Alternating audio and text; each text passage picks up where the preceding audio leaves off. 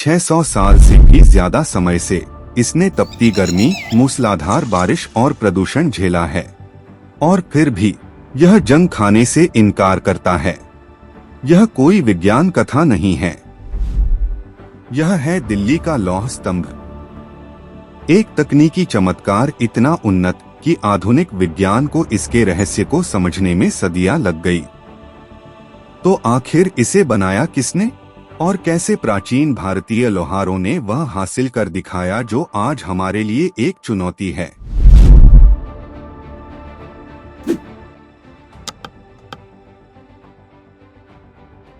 आइए तथ्यों पर नजर डालते हैं।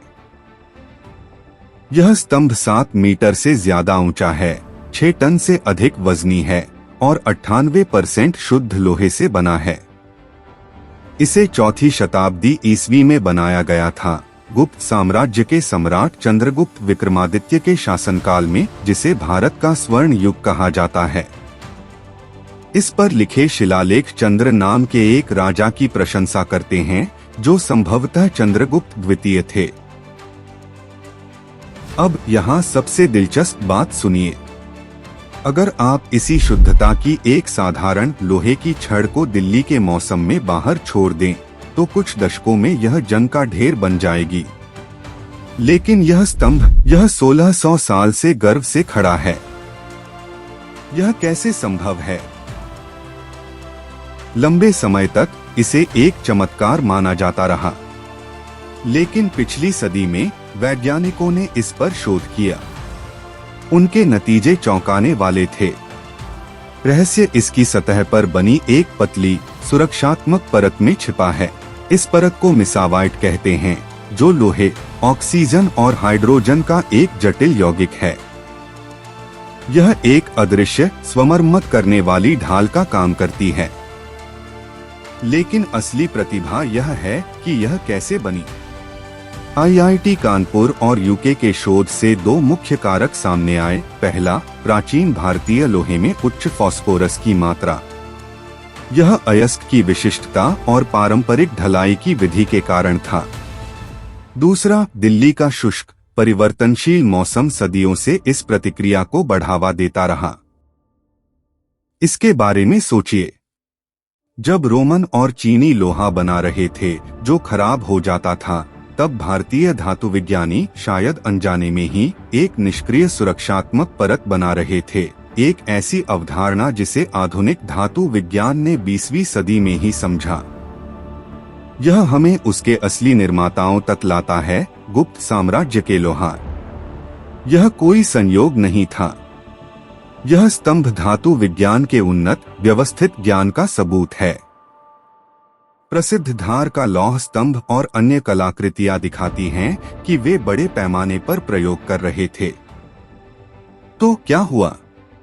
यह जंगरोधी फॉर्मूला खो क्यों गया? जवाब शायद केंद्रीय साम्राज्यों के पतन और बड़े पैमाने पर वैज्ञानिक कार्यशालाओं को उनके संरक्षण न मिलने में छुपा है। वह ज्ञान जो व्यापक रूप से नहीं लिखा गया, बल्कि गुरु से शिष्य तक पहुंचा, वह उथल पुथल भरी पीढ़ियों में लुप्त हो गया। यह एक दुखद याद दिलाता है कि हमारे अतीत का कितना उन्नत ज्ञान बस गायब हो गया। बेशक ऐसे रहस्य किंवदंतियां जन्म देते हैं। सबसे लोकप्रिय क्या है कि अगर आप पिलर से पीठ लगाकर खड़े हो जाएं और अपनी बाजुओं को पीछे से इस तरह फैलाएं कि आपकी उंगलियां मिल जाएं, तो आपकी मनोकामना पूरी होगी। बदकिस्मती से अब एक सुरक्षात्मक रेलिंग इस पिलर को हमारी उम्मीदों से बचा लेती है। लेकिन यह मिथक हमें एक खूबसूरत बात बताता है। सदियों से लोगों ने इस स्तंभ को कुछ खास, कुछ जादुई माना है। शायद उन्हें फास्फोरस की मात्रा के बारे में पता नहीं था, लेकिन वे जानते थे कि वे एक अजूबे के सामने खड़े हैं। दिल्ली का लौह स्तंभ सिर्फ एक पुरानी कलाकृति से कहीं ज्यादा है। यह भारतीय वैज्ञानिक सूझबूझ के शिखर का एक मूक साक्षी है। यह हमारी आधुनिक अकड़ के लिए एक चुनौती है, जो याद दिलाता है कि हमारे पूर्वज ऐसे अग्रणी थे जिन्होंने उन समस्याओं को सुलझा लिया था जिनसे आज भी हम जूझ रहे हैं। तो अगली बार जब आप प्राचीन भारत के बारे में सुने तो याद रखें कि यह सिर्फ दर्शन और राज्यों के बारे में नहीं था। यह इंजीनियरों, रसायनज्ञों और लोहारों के बारे में भी था, जिनका काम आज भी समय की कसौटी पर खरा उतरता हुआ सचमुच गर्व से खड़ा है। प्राचीन भारत की कौन सी अन्य खोई हुई तकनीक हमें और जाननी चाहिए? सुश्रुत के शल्य चिकित्सा के उपकरण, गोल गुंबज की वास्तुकला ध्वनिकी? नीचे कमेंट करके बताएं।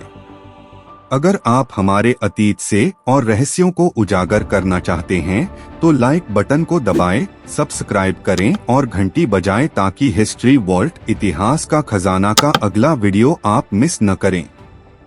अगली बार तक के लिए जिज्ञासा बनाए रखिए।